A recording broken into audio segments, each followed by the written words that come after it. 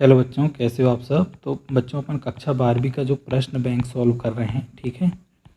तो उसमें अपना जो यूनिट चल रहा है बच्चों वो क्या है, पी ब्लॉक के तत्व, ठीक है। तो पी ब्लॉक के तत्व में अगला क्वेश्चन अपन देखते हैं। बहुत आईएमपी क्वेश्चन है यहाँ पे कि जो उत्कृष्ट गैसें हैं सामान्यतः आसानी से यौगिकों का निर्माण नहीं करती हैं, ठीक है, किंतु जिनोन क्या करता है, कुछ यौगिक बनाती है, ठीक है। तो इसका कारण स्पष्ट करना है और इसके दो यौगिकों के संरचना सूत्र भी अपने को यहाँ पे देना है ना।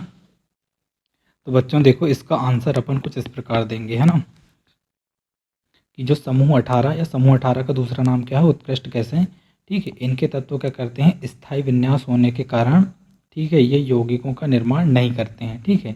अब देखो यहाँ पे कौन कौन से तत्व आते हैं समूह 18 में।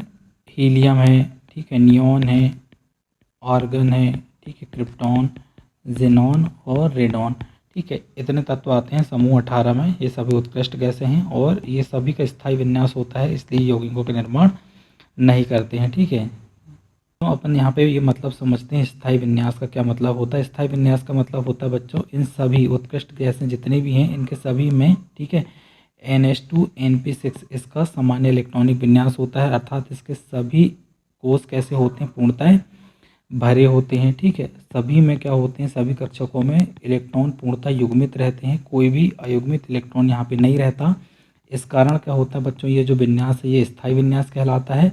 और जब स्थायी विन्यास प्राप्त हो जाएगा तो ये किसी भी, ठीक है, दूसरे परमाणु या किसी तत्व से क्रिया करके यहाँ पे यौगिक नहीं बनाते हैं, ठीक है। तो जब ये यौगिक नहीं बनाते हैं तो इसको अपन क्या बोलते हैं, अक्रिय गैस समूह भी बोलते हैं, ठीक है, क्योंकि ये यौगिकों का निर्माण नहीं करते हैं।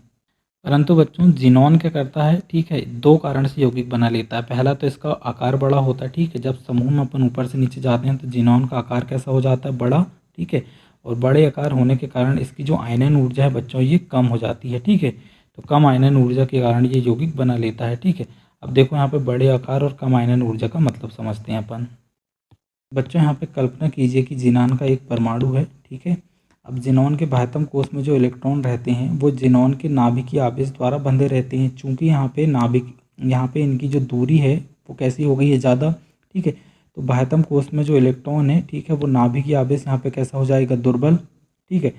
तो इसके कारण क्या हो जाता है, इसके बाह्यतम कोष में जो इलेक्ट्रॉन है इनको आसानी से रिमूव किया जा सकता है या बाहर निकाला जा सकता है, ठीक है। तो जब ये बहुत आसानी से बाहर निकल जाते हैं अर्थात इनकी आयनन ऊर्जा कैसी हो जाती है बच्चों, कम, ठीक है। तो इसके कारण ये यौगिक बना लेता है। अब बच्चों यदि अपने को इसका स्पष्ट कारण देना है तो देखो कैसे देंगे। कारण है बच्चों कि जिनॉन के अंतिम कक्ष या अंतिम कक्ष को बोलते हैं अपन संयोजकता कक्ष के युग्मित इलेक्ट्रॉन, ठीक है।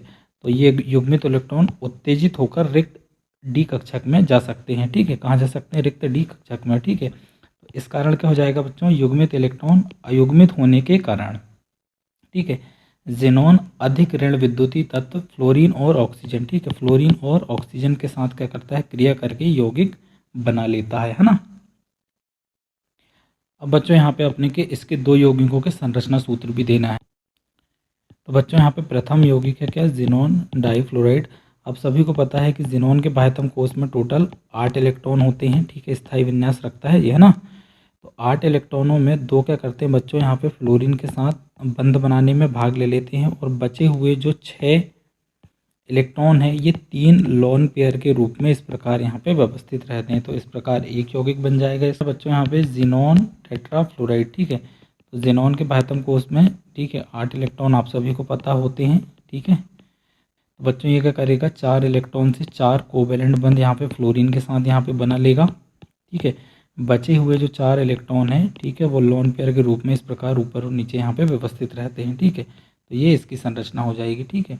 आपको सिर्फ आंसर यहाँ पे इतना लिखना है, ठीक है, ये 2 डायग्राम बस बनाना है और ये आंसर यहाँ पे लिखना है कारण देते हुए, ठीक है।